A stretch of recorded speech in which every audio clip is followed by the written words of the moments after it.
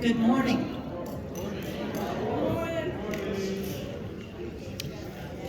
Good morning. Hello. Good morning. Good morning. I knew it. I'm just picking on some of my girlfriends over there.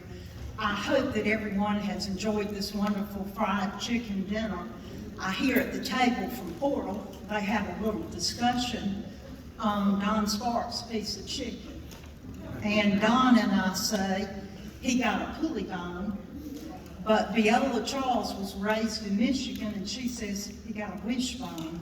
But you know, we love Viola, so we're gonna just let that one slide. Unfortunately, Joe McLamory could not be with us today. He's fine. But so here I am, and I want to tell you a few things that the society is doing. You will get your newsletter this week. It's at the printers, and the Statesboro Herald is stuffing it and mailing it today. But the society has budgeted, and you're gonna really get an in-depth report on the Averitt Center money that comes to us and what it can be used for, and our dues money and what it can be used for. No money from the Averitt Center can supplement a newsletter or a program or today's lunch, and those are very much audited and accounted for, and our lunch account is very much in the deficit because of people making reservations and not showing, and please just be cognitive that if you make a reservation, I turn those in to Annette on Thursday. Many of you have been very kind and gracious and paid those. And also, please remember to make your reservations. Annette is doing this pretty much at cost because she's my dear friend. I don't know where you can get a fried chicken dinner with salad and dessert, tax and tip for $12.50. And we also give money to the church, and Wendy and her crew sets this up, they clean it up. I could go on and on. But anyway, a few things I want to let you know that we're working on. This year we had a huge line item for Eastside Cemetery, and that will continue into next year. Our crew, and that's volunteers and some paid people, have cleaned over 1,500 tombstones in Eastside Cemetery. For the first time in cognitive history, the city is actually following the ordinances of the cemetery, which include removing old flowers, solar lights, balloons, junk that's all over the city cemetery.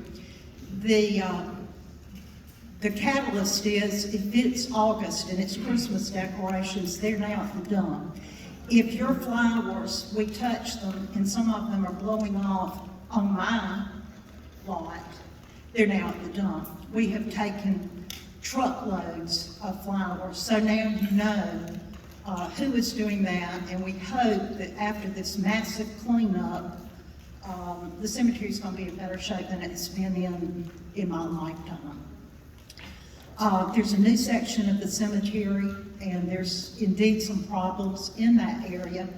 And the city is sending out letters to everyone who has purchased a lot in that area this week, and they have 30 days to get that straight. If you have property in the east side, you know exactly what I'm speaking of. Very good news. Bill Waters, who's in charge of the historical markers, has re-erected the marker for Burkhalter Road, which was at Middle Ground Church. It is now in front of Pojo's on 80, much better location, and we love it there. He's also put up, for my Portal people, the Willow Hill marker for the third time. This is our third and probably our last attempt at that. Markers that are in the works are for Pretoria or Pretorius Station and for the Dover Railroad. So that's exciting. Today, I didn't see Jimmy Johnson coming in. No. But we do have some first-time people with us that I want to recognize. Fred and Lisa Smith are here for the first time. If you'll wave. And Dee Dee's been before, but Jimmy Redding's never been. And so we're just elated to have those. Our corporate members that are with us today, so we have several from CORE, Kathy and John Tucker and Dwayne. There may be others. I know we have OTC in the house, John Groover, Henley Properties, Ray's here, the Hubie Law Firm, Morris Bank, and several members of Kiwanis. So let's give a round to these corporate members.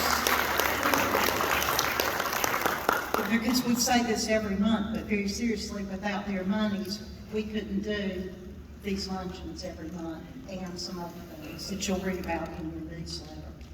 So I'd also like to welcome, we have a brand new member, or a couple, the Eisenwrights, Dan and Keisha. And many of you will know Keisha's mama was Harriet Cohn, who was in the class with Sylvia Virgil and Bill Waters. So,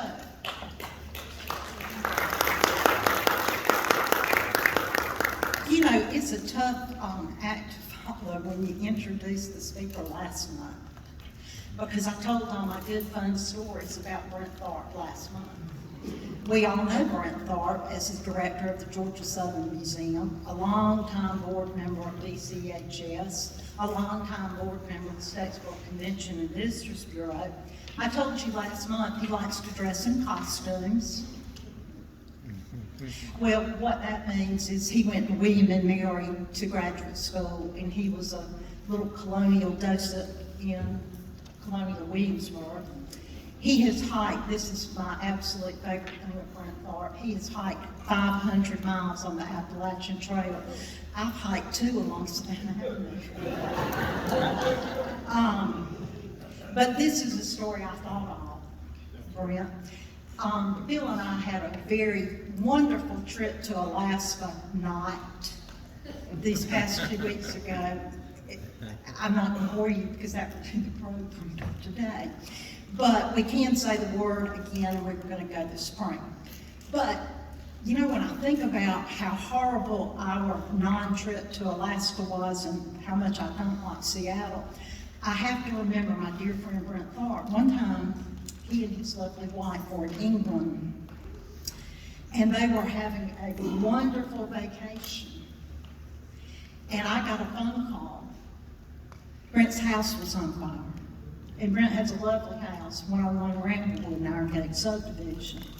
And at that time, his daughter was in high school. She may have been a freshman in college, maybe. Emma was a young girl, smart, always capable, but she was a young girl. So the fire truck came and they saved Brent's home, but there's always the rest of that story. Emma loved snakes, and her pets were snakes, and there were snakes in the house, and the fireman wouldn't go in the house. So Brent and Kelly, his wife, had to come home from England. So I guess your trip from you-know-where tops my trip from you-know-where. But I'm glad we're all here to tell about it. So without further ado, he's going to talk about two of my favorite things, boats and the Ogeechee River. So Brent, come on with your bad trip.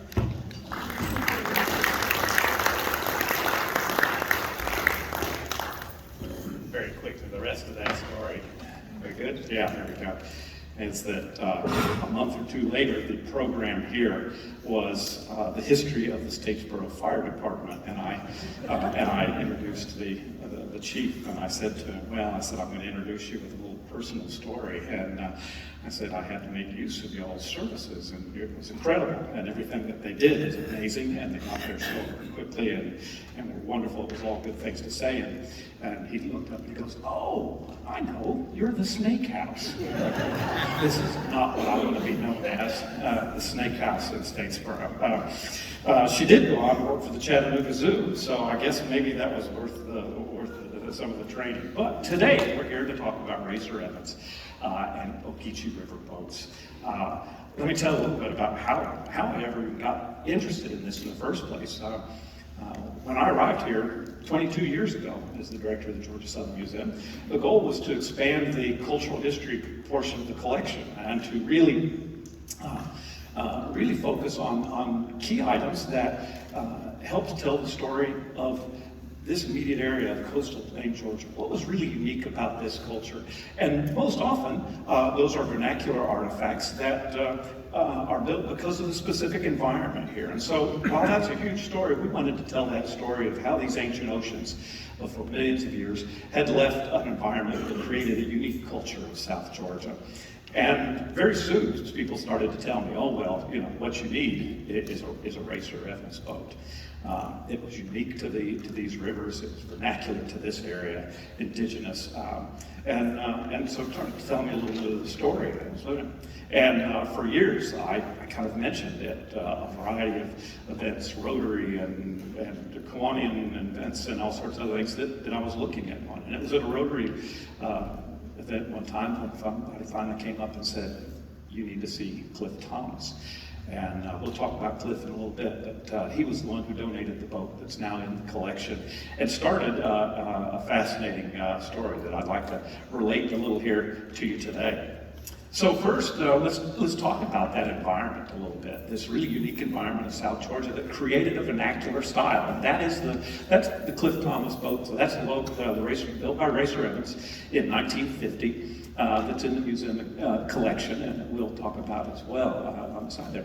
But this was a boat that was built specifically for working on the rivers, these deep blackwater rivers of the coastal plain. So that vernacular style means that it was made out of the materials that were native here, cypress, and it was designed specifically for these rivers in this area, for this environment. So the coastal plain, as you all well know, having lived in it, is dominated by these large blackwater rivers. And it was created over millions of years of these ancient oceans sweeping back and forth of this area. The Ogeechee River specifically, and that basin, is the one basin that's located entirely in the state of Georgia. It drains 5,540 square miles of Georgia. It's really characterized, of course, by as a Hoosier eventually coming down here, I realized that these rivers are characterized by the lack of distinct banks. Right? Try and tell me where the bank of the Ogeechee River is. It depends upon the day. And that was, of course, the point of these. It's surrounded by these large hardwood bottomlands that dominated by cypress trees, a natural and wonderful piece to use for building boats in this area. These resources, very rich resources in the area, of course, attracted human habitation as early as 12,000 years ago. In fact, the name Ogeechee probably derives, nobody really knows, but probably derives from Yuchi words for meaning the river of the Yuchis. They had so many settlements up and down the Ogeechee River. In fact, you'll see in some of the early maps in the museum's collection, this is about 1737, and you see the Ogeechee River right there prominently set out. Some maps early on, including this other one, note it as the Howgeechee, H-O-W, and you see a few other varieties of it, but it probably relates back to this idea of the river of the Yuchi people, because there were so many settlements along here. Let's talk about, just briefly, just to give some context to this, the original Ogeechee River boat, and that was the Dugout Canoes. This was a style, again, that fit this area, the materials that were here. These massive cypress trees could be felled and had been for thousands of years by Native Americans. You see an early print from John White showing one of these paddling along. The museum is fortunate to have two dugout canoes in the collection. These are not prehistoric Native Americans, but as soon as the Europeans got here, they adopted for the same role. A dugout canoe was never something you'd have seen in England. Wood was far too precious and valuable there to make a boat out of. But while clearing the land, it was a natural here in coastal plain Georgia. So the one on the bottom there came out of the Ogeechee River. It's came out of the Mulgee River. It's about 18 feet long. Was according to carbon-14 dating on it, was built sometime around 1790 to 1830. The other one comes from that exact same time period. And you'll see up a couple of folks from the UGA Center for Isotope Studies that did a unique study on this one called wiggle match dating. It's the first time it's been used on a canoe here in the United States. It's a process that's been used for tightly dating wooden artifacts in Europe, but they're now experimenting with this, where in fact you take an individual sample from various rings and you're able to match this unique signature, carbon-14 signature called a wiggle, that helps them narrow down the date. This was also right at that same time period, about 1790. You'll see on the back of this one, it's really kind of interesting that the other one is a form that was very typical of the Native American. It may in fact have been historic Native American built. The one on the top is definitely European in orange. You're looking at the back of it and you can see where it has this really interesting shape that in fact mirrors that of 18th century sailing ships. So something clearly that Native Americans wouldn't have bothered with, but that shape is in there. So that one came out of the Oconee River. And so these, as I said, were really the first Ogeechee River boats, moving up and down this river for trade, for hunting, for travel purposes. Once the first Europeans get here, settlers move in, these unique rivers that make up this area are very difficult to cross north to south because you're constantly crossing rivers. And so travel was all east-west into the interior. And most of moving any kind of agricultural goods and anything in bulk all happened on the rivers. And so flatboats became the next piece, but they're still using these resources. And so you'll see another piece in the museum's collection is what's known as a Chine Burger. You'll see the pictures of it up on the top. This one was rescued from the Oconee River as well. It's a single log, just like the Dugout Canoe, only it was carved out in a frame so that you could use it as two sides for a flatboat. And then it was pinned, and you'll see the surviving wooden pins that pinned on the flat boards underneath that made the flat bottom of the boat. Ours has a fairly shallow angle to the front and the back end of it, which probably indicates it was a ferry for going back and forth across the river. For moving large goods up and down the river, you would have had a little steep front end. But about a 20-foot long, actually about 22-foot long piece on there. And you can see a flatboat on the bottom there, similar, probably plank made a little bit later in the 19th century. And then even paddle wheelers were moving up and down, moving a lot of material up and down these rivers for a while at least. You can imagine though, the constantly shifting banks and sandbars and everything else in these rivers, and the constantly shifting level. Paddle wheelers had a very limited use and time frame. And certainly by the time the railroads had taken over past the 1860s, they were extremely limited. And really the river traffic disappears for commerce and trade after the railroads take off. And even here in Bulloch County, again, by the 1880s and 1890s, most of that traffic was disappearing off of the Ogeechee and was in fact turned over to a different purpose, and that was really recreation. And so this is on the right is an early photo of one of these Ogeechee style boats. So this is where really the first of these boats, probably in the late 19th century, in the 1880s and 1890s, is when this form finally arose. This is right at the turn of the century. You see a couple of young women out in one of these styles of boats on a pond, and then fishermen later on in the 50s. And this is where the form really took off and where it comes from. So let's get back now with that introduction back to Racer. And so here's a photo of Racer. And lest any of you think that I have been funny playing with Photoshop and Racer and his fish, here's the original photo that taken out of it. Yeah, this is possibly, at least in an interview, he talked about one of the largest fish he'd ever caught in the river, as he spent so much time in the river, was a 24.5-pound rockfish. And I think that might be the photo that he took. But yeah, this is an extraordinary picture. You see him there in Clito with the Clito Baptist Church behind him there. So Racer Evans was born 19th October 1889 to John James and Harriet Newton Evans. He was the second of 7 children. They were farmers and sharecroppers primarily. He did go to school when he got a chance. between work and completed his education to 7th grade and graduated from 7th grade. Eventually, he met and married Eva Della Burke, his wife Della was his wife, and they had 5 children.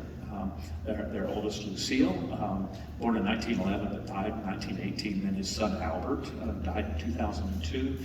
His son Alice, who is a really interesting story, born in 1917. It's another program that day. But Alice was was drafted in World War II. Was with the 411th Infantry in the 103rd Division and was served through much of the war from D-Day on, and unfortunately was killed in action on March 19th, so only a few months shy of the end of the war. The 103rd Division was taking and moving into the area of Mulhausen to cross the river and to be one of the earliest units to actually bring Americans into Germany to crossing the river, and so he was fighting there along the old Siegfried Line when he was killed on March 19, 1945. Then their son James, and then finally his youngest Donald in 1921. Again, like his father, Racer was primarily a farmer and sharecropper, and did a lot of other odd jobs. But interestingly, I've had a wonderful, everyone consistently that I've ever talked to talked about the wonderful personality, what a kind person was, what a wonderful and easygoing person he was. And that's probably what got him his other job. He was also elected the Justice of the Peace for the 48th Militia District. And Jimmy Franklin never tried a case in front of him, but said that he had several cases come up with him, including the one most memorable was a road dispute over a road that crossed over each other's land. He only had a 7th grade education, but was somewhat Solomon-like in his wisdom and worked with neighbors through their disputes as a justice of the peace and served in that one for many years, including that case. But when he got a chance to get out on the river as a young kid and to hunt and especially to fish, he took every opportunity. He started paddling, he said, his first boat when he was 15 years old. And that's one of these real key about understanding Racer Evans boats, is these boats were meant to be paddled. And were really important. We'll talk some more about that. But he had a great quote. He says, "I know what a boat has to do in the river because I've paddled so many. I know from experience. I'm not bragging and don't mean to be, but I don't think you'll find a better boat paddler on the river than I am." And he said that when he was 85 years old. And I think he was right, probably. Not bragging from everything I've heard from him. So he began paddling as a 15-year-old, paddling others around the river in boats very similar to these that we see. So in a style that I say, that vernacular style that we would call an Ogeechee River boat.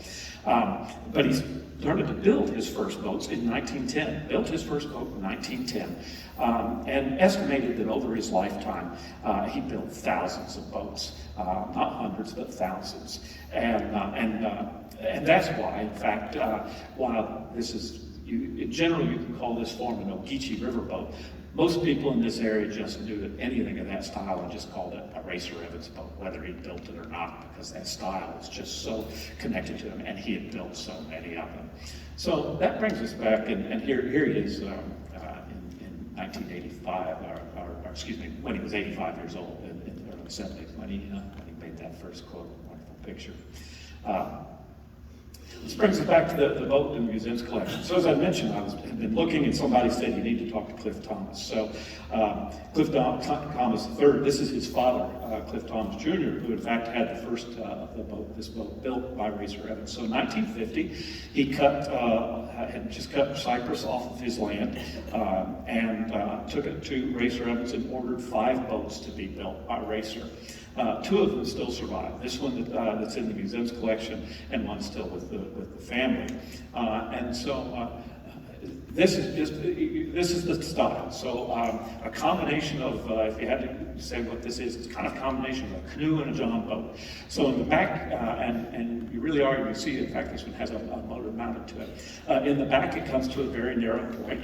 That's where the paddler would sit. If there was just one person out in the boat, that's where you sat and paddled and moved this through. It came to that narrow point so that you could very easily paddle or scull right on the sides, and possibly switch if you needed to, although usually most paddlers picked one side and stayed on that side, and we'll see how that sort of sculling technique.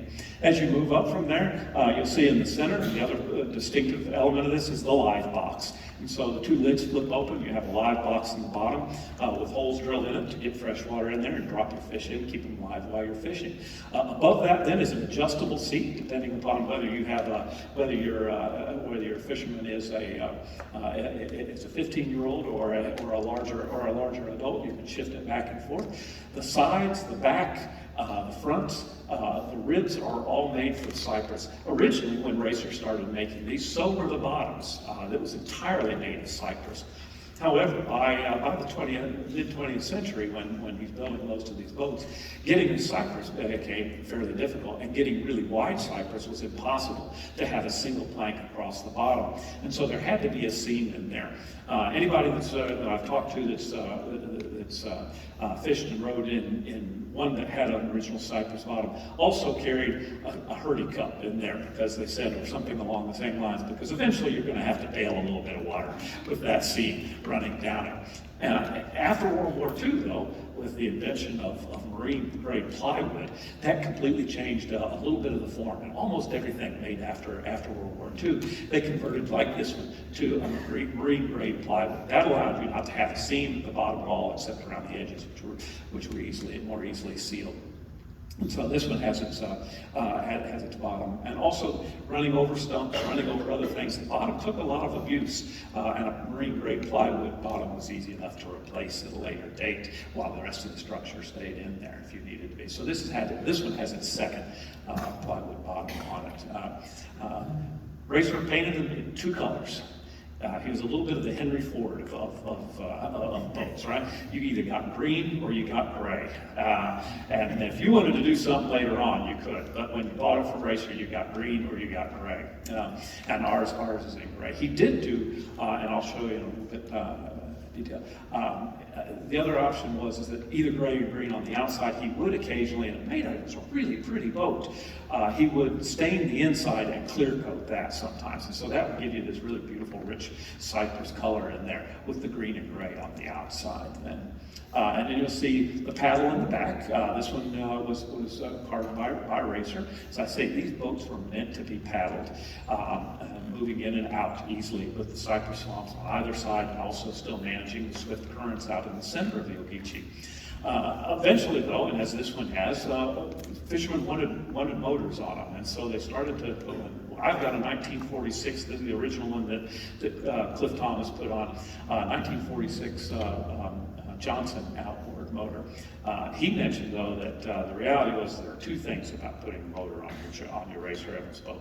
One was that motors just at the beginning just weren't much, and this little outboard Johnson, he said that on a really fast flow and current in the river, you better paddle as well, because it was just helping you paddle back up the river. You weren't moving real fast. The other thing is you couldn't put much on the back end of it, because these boats had an angle on them, and most of the front end stayed out of the water. So and only dipped down when you had a second, and even then a larger person in the boat. And so that was easy to get over, again, to get over logs, snags, roots, other things moving in and out of the cypress swamps where the really good fishing was. And so this thing, most of it stood out of the water while you're paddling. You put a much larger, or an engine, even a small engine that went really fast, and you found yourself swamping your boat. So this was not something to do. This was about fishing. This wasn't about racing. Even though it's kind of funny, for long people, his name was just Racer, and that has nothing to do with racing in these boats. I think it's something different. This was slow and comfortable and easy fishing, and that's that went on in here. And you could also, you could get 3 people in them. I've heard several people who talked about taking somebody, as long as one of your passengers was young, and they'd sit on the live box in the center. But it was, even at that point, with 3 people you had to watch, these things were low in the water. So the water was always within inches of the lip here. They're not deep on the sides, and they didn't take on much, but when you had them fully loaded, you didn't want to rock a whole lot because you weren't that far from the top of the water.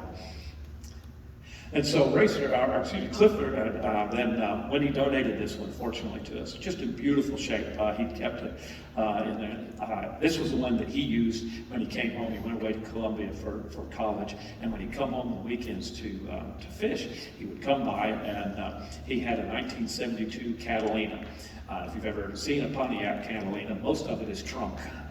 And that was a good thing, because a lot of folks that I've talked to have said this same story to me, and that is that you could fool around with a trailer if you wanted to, but it was really, especially once they had the plywood bottom, marine plywood bottoms, it was much easier just to pick this up and sort of wedge it into the back end of a 72 Pontiac or whatever else you had that had enough of it.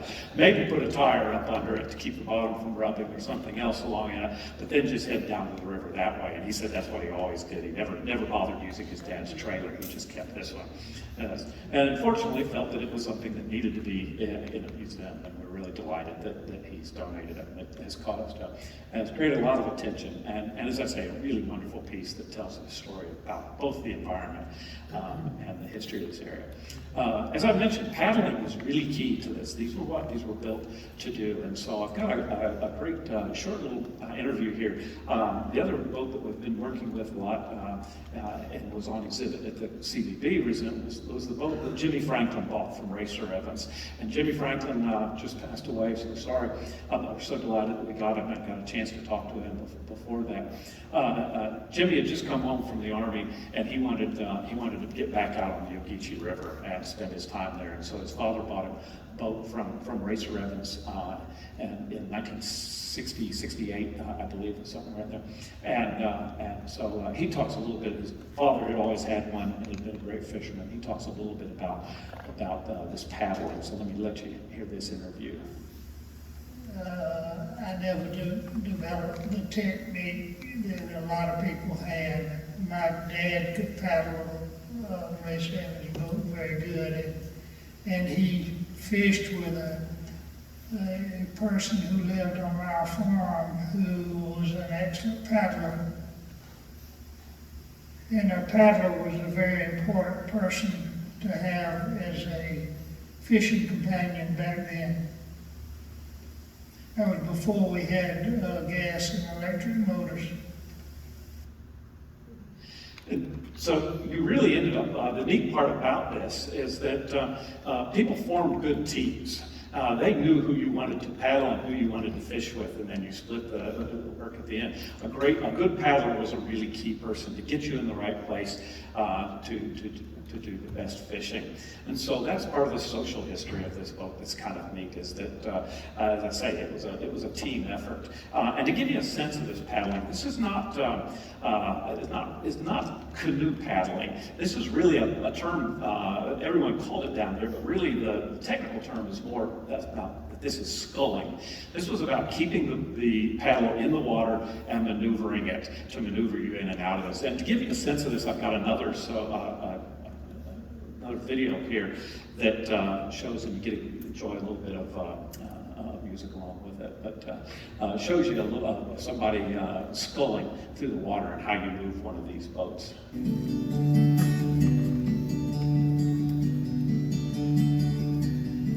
Even the old folk never knew why they called it like they do. I've been boating since the age of 2. Never bringing it out of the water like a canoe paddle. This is all about moving. It's almost sort of like a spoon sort of. And so someone who could do this was difficult. And as Jimmy said, he never really got as much fishing as he did. He never really got the technique down like his father and other really recognized good paddlers like Racer. And so you'll see, and occasionally we dip it out. But here you can see a really fast move by just keeping it in the water, and then he'll bring it out and start up again. And it's nice to have a little James Taylor for the afternoon too. So paddling was really key on these. And so also just kind of a neat story about how well known Racer was. Came from Jimmy Franklin. And this is just an extraordinary story about how well known his boats were. People knew him around the area. As I say, people just tended to call the style in general a Racer Evans boat, whether he built it or not. And this is a great story from Jimmy. I'm just going to let you play this and listen to this for a minute. Yes, I worked my junior and senior year in high school as a page in the U.S. House of Representatives. And my congressman under whose patronage I was employed was Prince Preston, who was a neighbor and a friend of ours, a next door neighbor to my parents once they moved to Statesboro. But Mr. Congressman Preston he was a great outdoorsman, and he became friends with Speaker Sam Rayburn, who was Speaker of the House back in those days. Speaker Rayburn was a congressman from Texas, served many, many years as Speaker of the House. And he and Congressman Preston were members of a fishing club down in Virginia, and they used to fish down there, and the Congressman Preston, of course, was familiar with Racer Evans and his boats. And one time while I was there, my senior year in high school, he had Racer build several of his boats, and they were shipped to D.C. and then are shipped to the fishing club the Congressman and Speaker Rayburn were members of, and they were used by the members of that club. I never fished down there, but and I say down there, it was down south of Washington in Virginia. But it was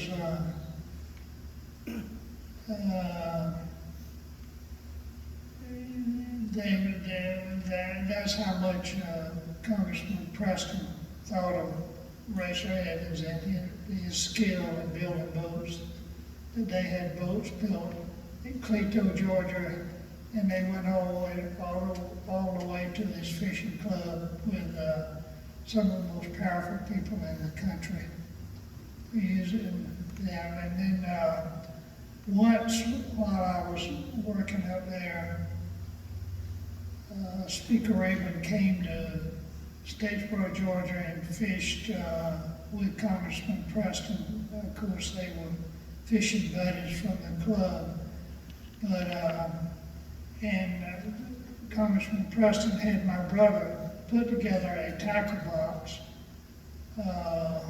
for Speaker Rayburn to use on that trip. I had an older brother who was 5 years older than me, who is now deceased, but they fished the Caducee River down in the Fort Stewart area when they came. That was a highly desirable fishing trip. The Congressman carried Speaker Rayburn on. So you'll see Jimmy's boat there, and there's the one that's finished on the inside with just the stain and then painted on the outside. But yeah, so Sam Rayburn enjoyed Racer Evans' boat. Sam Rayburn, if you don't know, is the longest-serving Speaker of the House. He was really known as, in many ways, as the creator of the Manhattan Project, because it had to all be hidden. And so Rayburn, as this most powerful speaker, would maneuver the money for it without it ever appearing elsewhere that anyone else would be able to see, and was just an incredible person. So it's, one of our next problems is to eventually try and find out and see if any of Racer's boats still survive, or what's left of the fishing club in Virginia, which we haven't done.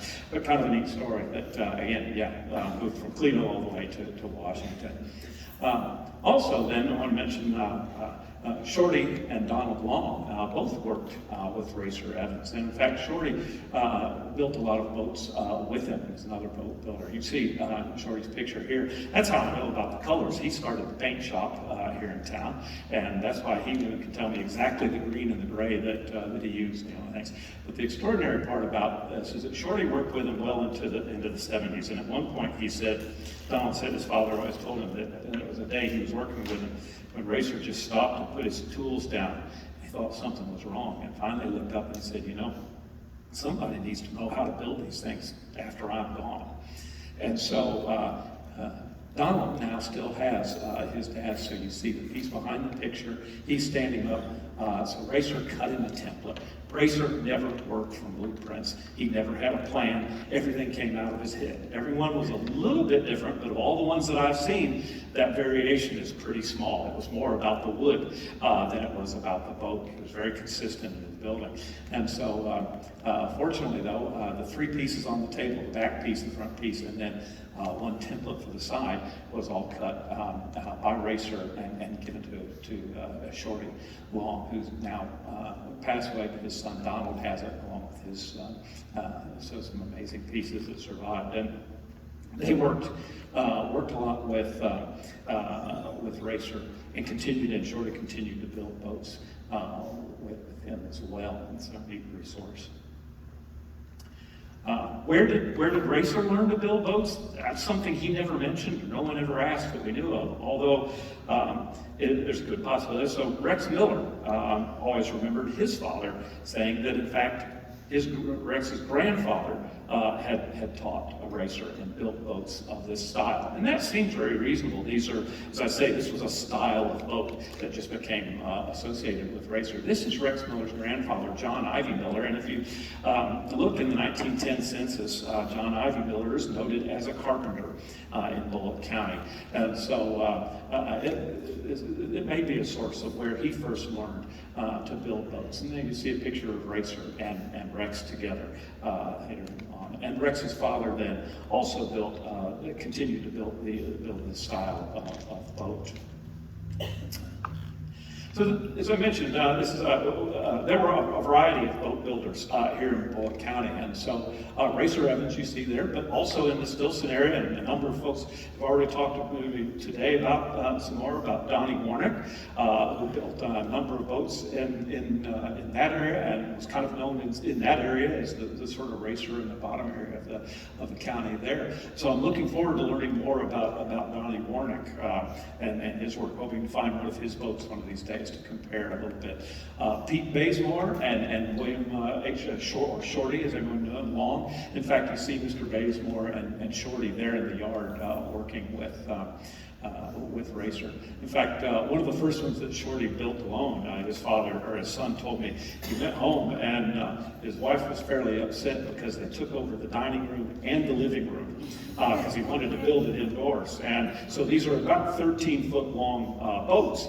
But if you look at them, so you start at the narrow end, and so that may be that's only that wide, but a 13-inch before you then having to slowly force these into that shape. At that point, it goes out very quickly in a wide V, and so it took up all of the dining room and well into the living room as they built the house, built the boat inside the house there. But also then, as I say, John Ivy Miller, Rex's father, and John Ivy, who may have taught Racer, but certainly probably worked along with it, and then Rex Miller, Senior Alpine. This is a continuing tradition. So fortunately, in so many cases of these traditional vernacular forms, you're often talking them entirely in the past tense. But that's not the case, and there are a number of builders still working in this tradition. So Gary Denmark, if you're down at the store, I understand. I didn't get a chance to get a picture in for today. I'm looking forward to talking more to Gary and his work, but he has a number of his boats out in there. Jeff Robbins. And looking forward to talking to Jeff. This is one of his boats. He runs, and if you look, he runs something called the Ogeechee River Boat Company. He's actually up living just north of Atlanta, but still with family in the area. That's who you saw doing that paddling demonstration, was one of the Robbins family. Jeff Robbins hand builds these, about $3,000 will get you a hand built Ogeechee style river boat from Jeff Robbins. He was also noted, and that may be the prize after he was noted as the winner by Gun and Garden magazine. If you've ever watched Gun and Garden, they have a special section each year of competition for local southern craft, and so the boat won in 2009, I think. So really pretty form there. Also, Lee Tillman. Is Lee here with us today? Lee couldn't come after all. So I thought, yeah, I'm looking forward to. Lee and I have been talking all weekend and exchanging pictures, and I want to show you. So Lee had race reference boats, and this is his version that you see on the trailer here that he builds, and also continues to do the paddles. So on the left-hand side is a traditional Racer Evans paddle, and on the right-hand side is a version carved by Lee Tillman. And so Lee is doing some really interesting work in here as well. So people will ask, so I want to also mention that, again, it wasn't even just here in Bulloch County, all up and down the Ogeechee, there were probably other boat builders. And in Emmanuel County, it was Billy Bishop, and you see a photograph here. I can't really add a whole lot about Billy Bishop. It's another research project. I'm sure there must be others up in Emmanuel County that remember it. He's mostly remembered because Jack Lee, the photographer, when he did his book, The Ogeechee and Its People, snapped this wonderful photograph of him and talked just a little bit about him. Why he missed, and when Jack was moving up and down the river, why he missed Racer and some of these others, I don't know. But he's got some great, some wonderful pictures showing, again, these styles of boats up on the banks and other areas. But in similar to, he was younger than Racer, but in similar fashion, Billy Bishop did a little bit of everything, and sold boats on the side. And his concern was building the best boat that he could, and not so much the price that he paid. Racer Evans boat in the mid-50s went for about $50 a boat, and then I don't think Billy Bishop ever charged more than $100 for the boats that he built. He, as you can see in there, he had a little more style. Racer was building boats for fishing and boats that he knew. They were utilitarian. He didn't spend a lot of time on decoration, as I say. He was sort of the Henry Ford of boats. He knew what he wanted, and he knew what worked. You got it in gray or you got it in green. Billy did a lot more, and also took a lot more time to finish off edges, put a little more curve and detail in some things. And so we have a really lovely example of his work over at the SCDB exhibit at one point in time. I do have one other Racer Evans boat in the collection, and I wanted to mention that one, and it's not that traditional style at all. This is a hand-built boat by Racer in 1965 for his son, Donald Red Evans. And Donald wanted his dad to build a boat because he was a boat builder, but he wanted something that looked more like the conventional boats that were out there. And so we have this and the large Evinrude motor that went with it on it. But it is all Cypress and all hand-built, except again from the bottom of marine pine. But all hand-built by Racer, and so he was talented. He couldn't. It's not that he couldn't just build that boat. He knew that's what people wanted and what worked best on the Ogeechee. And then later on, when his son really asked him, I don't think he ever built one for anyone else. It would have only been for his son that he'd have changed it up and gone to this style. But this is ours in the exhibit, so I encourage you, I say this is an ongoing project. I'd love to hear if you know about another builder, or if you have a Racer boat or know where there might be one. I'm still trying to click up and see. I've seen them from the 1950s, from the 60s, and from the 70s. And so I can say from those 30 years of the examples I've seen, Racer was an incredible builder, and was, as I say, never never used a plan or anything else, but was really consistent in his work. So I encourage you to let me know of anything else you might know. Come by the museum and take a look at Racer Evans' boat and a little more of the culture that built up around it. So thank you all. I appreciate it. Hope you enjoyed the program.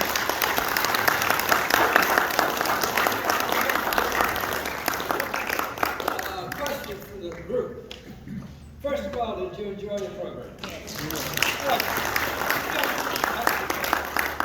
The next thing is, I want to know how many of you have fished in a racer. Look at there. Okay, now that's excellent. Now, how many of you have ever owned a racer? Look at here.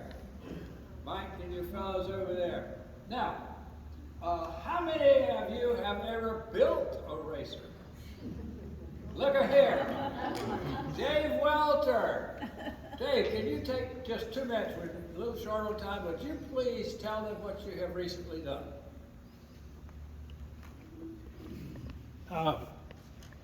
My son is a Ogeechee River nut, and about 15 years ago he wanted a Racer Evans boat. Well, there wasn't any available, but Carrie's nephew has a Racer Evans boat, and so I found some cypress that was out on the fella, I don't even know, had a sawmill out on 24, just right there at the park, you know. It's no longer there. But anyway, I went in there and he had some custom cut cypress boards, and I was able to get some perfect cypress boards without a knot in it or anything, 18 inches wide, 20 feet long. Wow. And so I purchased the wood and took all the measurements off of Bobby's boat and just put it together just like Racer Evans. Now, I did not do it in the living room, though. That's another story. When Carrie and I first got married, I built a sailboat in the living room and dining room.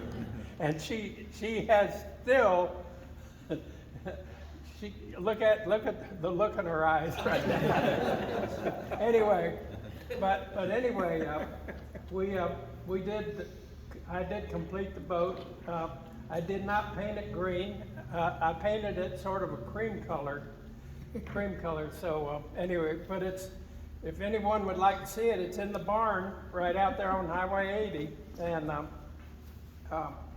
he hasn't had it on the river now in 10 years, I don't think. So, but I've got a question for all of you. Carrie's father had a Racer Evans boat, a green one, and when Carrie's mother died, the property got split up. Her sister Judy got the boat. The boat stayed at the farm out there until one day we came, and this was about 1998, 99, somewhere around there. Somebody bought that green Racer Evans boat from Judy. Did anybody in this room buy that boat? I would like to know where it got to, because Judy never told us where it went. So, I wasn't expecting that. so anyway. I do have one more thing real quick. That's Donald told me that his dad, Shorty and Racer had a hard time finding cypress at some point. And so apparently our Racer told him, well, he thought he knew where he could get some, and they went out. And it turned out that they went to Dover, and there was an old railroad trestle still crossing Dover there and or nearby, and it was all made of cypress, and they started pulling chunks of cypress off of the old railroad trestle. And before they were gone, a game warden caught up with them and asked him what they were doing, and when they explained and then also told him who he was, the guy said, "Oh, well, I'll let you off this time. Don't come back and collect any more off of it." So someone's got one made out of the old railroad trestle. And I'm going to make a disclaimer on behalf of the Historical Society. None of this was said. My preachers here, none of this was said. Just so we're all in accord. Does anyone have any other questions on this wonderful topic for Brent? What a great thing. And something came to mind as a collector of art. Who has the Jack Lee book, The Ogeechee, The River and Its Peoples? One of my favorite all-time books. They're selling for about $500 a piece. If you have one, go home and look. It's got Jack's signature. You can get a $1,000 bill. But anyway, beautiful book, and we could probably do a program on Jack Lee. Some of his photographs. He's passed away, and he's fantastic. Thank you, Brent. Thank you. Thank you. I want to tell you about next month, and remember, Monday, a week from today, is the 1st.